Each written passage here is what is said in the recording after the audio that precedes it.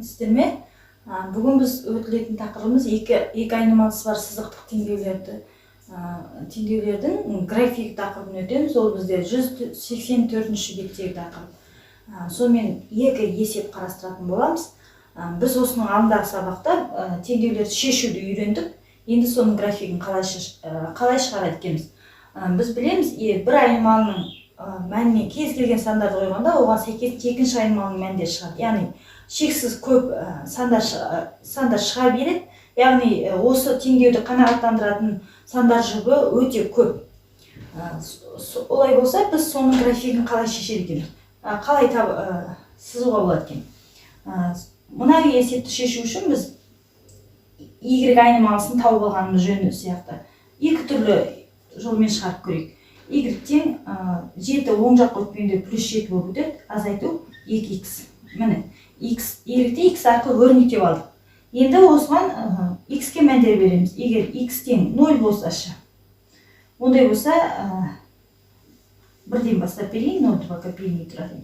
1 болса, онда y тең болады 7, азайту 2, көбейту 1 тең 5 шығады екен. X тең 2 болса, y тең 7, азайту 2, көбейту 2 тең 3 шығады екен. X тең 3 болса, онда y тең 7, азайту 2, көбейту 3 тең 1 шығады екен. Міне, x-ке қандай мәндерді берсек, сәйкесінше y-тен де бір мән табылып жатыр. Енді осы кесте құрып алуға болады. X-ін 1 болғанда y-ін 5 деген сияқты. Немесе жаңағы сандар жұбы арқылы жазып алуға болады. Осы жерде міне біріншісі x-ін 1 болғанда y-іміз 5 болды. X-ін 2 болғанда y 3 болды.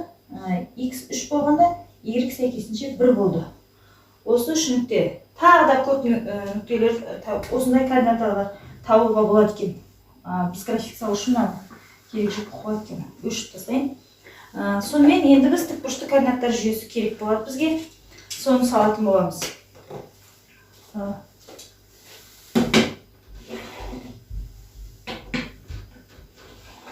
X-іміз бен Y-імізге сәйкес мәндерді қойып аламыз. Бізде 5-тен артық болмайды екен. Онда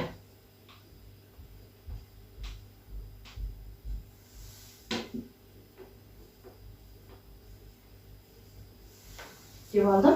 Енді бізде x өсі апсисі, вертикал тұрған ордината. X-ін 1 болған кезде y-іміз 5 болды. Екеуін сәйкес келіп тұрған жерін тауып аламыз. Осы нүкте. Келесі x 2 болғанда y-іміз 3 болды.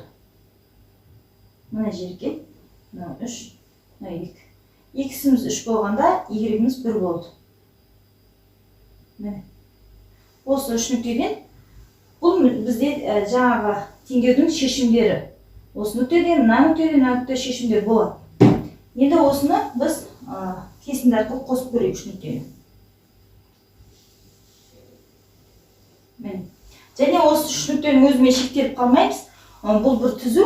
Осы түзудің бойындағы кез келген нүкте осы теңдеудің шешімі бола алады.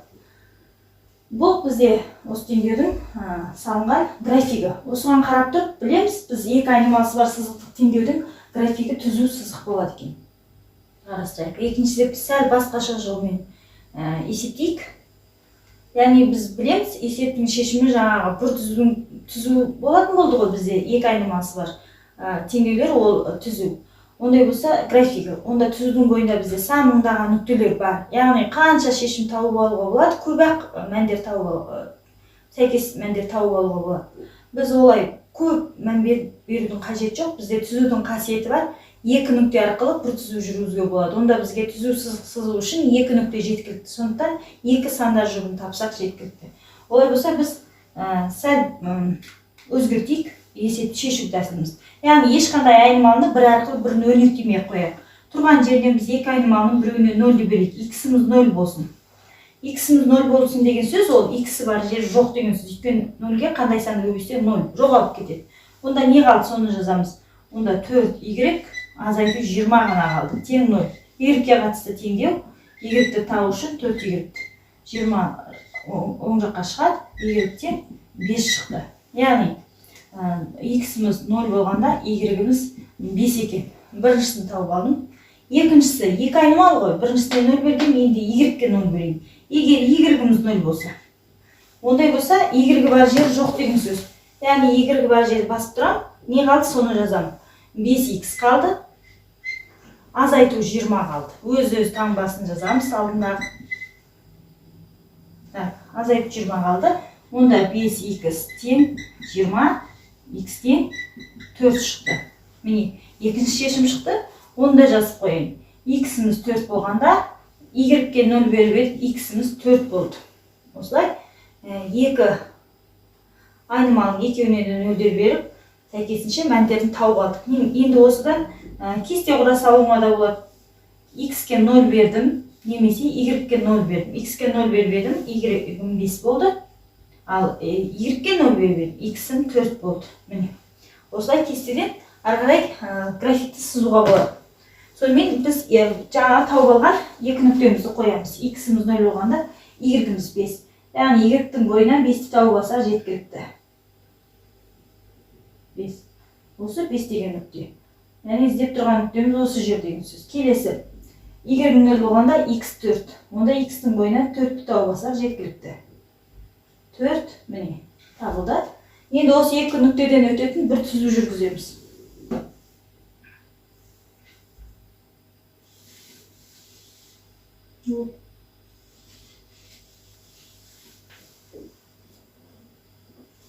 Осы түзуіміз бізде мына берілген теңдеудің шешімі болады. Енді бізде кейбір есептерде сұрайды. Осы теңдеу беріледі да, осы есептің графигіндегі түзудің координаталар өсімен қиылысым нүктесін тап дейді. Бізде түзу сызықтың, яғни x өсімен қиылысқан жерін және y өсімен қиылысқан жердегі нүктесін тап деген сөз. Біз оны уже есеп барысында біз тауып садық. Яғни ол x өсімен 0-де, y өсімен 0-де 5 нүктесінде қиылысады, ал x өсімен 4-те 0 нүктесінде қиылысады. Қиып тұрған жерін біз уже есеп барысында таптық. Егер солай сұрақтар берілсе, есептің координаталар өсімен қиылысқан нүктені тап десе, онда бірден осылай шешіп, бірден сызу барысында өзі-ақ көрінеді. Міне бұл жаңағы сызықтық теңдеудің графигін табудың екінші түрлі жолы. Яғни көп мән берудің керек жоқ, екі нүкте жеткілікті. Міндетті түрде 0-ді береміз ба деген сұрақтар болады. Жоқ, ол міндетті емес, бірақ 0 неғұрлым теңдеуді жеңілдетеді. Соны ескереміз. Ол міндетті түрде координаталар өсінің қиылысым нүктесінде ғана қолданамыз ба 0-ді десе, жоқ, олай емес. Кез келген кезде қолданып, бізге график сал десе, істей беруге болады. Оның үстіне, егер қиылысым нүктесін табу керек болса, онда басқа ойланып жатпай бірден тауып тастаған нүктелеріміз жаза салуға болады.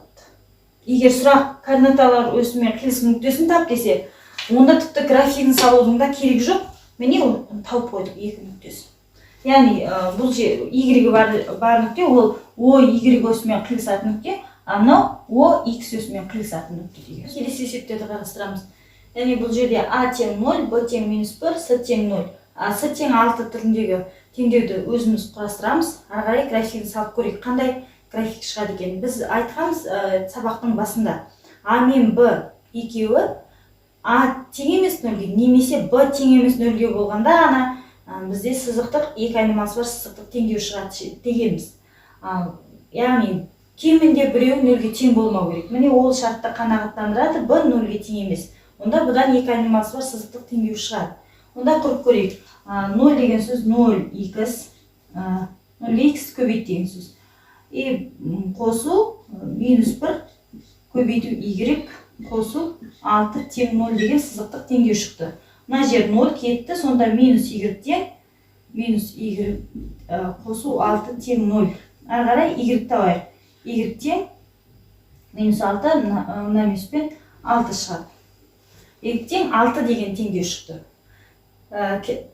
Осы теңдеудің графигін тікбұрыш координаттар жүйесінен көрсету керек. Келесі, екіншісін құрастырып көрейік алдымен. 3x.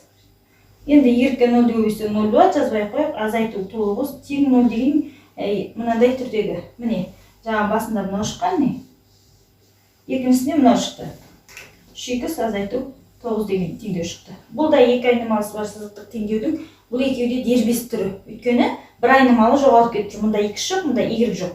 Енді ары қарай мына теңдеуді шешіп алайын. Бірінші x 3x тең 9, онда x тең 3.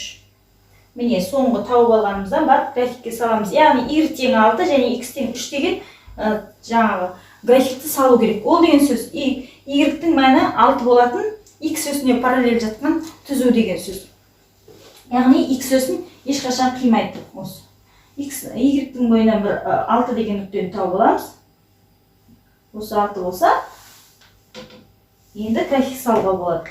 6 деген мына.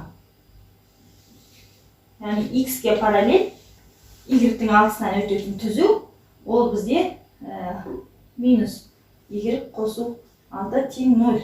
Немесе y тең 6 деген теңдеудің графигі болады. Келесі мына теңдеудің графигі салайық. Ол x-іміз әрқашан 3 дейді. Онда x-тің бойынан 3 тауып аламыз. 1, 2, 3.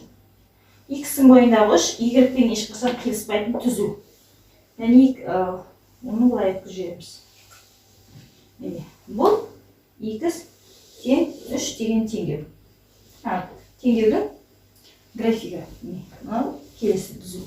Яғни бұл дербес жағдайлар деген сөз. Екі айнымалының біреуі жоғалып кетті ма, онда ол келесі соған сәйкес, мысалы y бар болса, x өсімен қиыспайтын, x-ке параллель жатқан түзу, ал x бар болса, ол y өсімен қиыспайтын, y-ке параллель жатқан түзу. Бұл екі айнымалысы бар сызықтық теңдеулердің дербес жағдайлары болады. Бұндайда есептер кездеседі алдымызда. Сонымен бүгінгі тақырыпта екі айнымалысы бар сызықтық теңдеу дегеннің өзінде біз теңдеу екенін білеміз, екі айнымалы деген не екенін біліп тұрмыз, өйткені ол жерде x және y бар.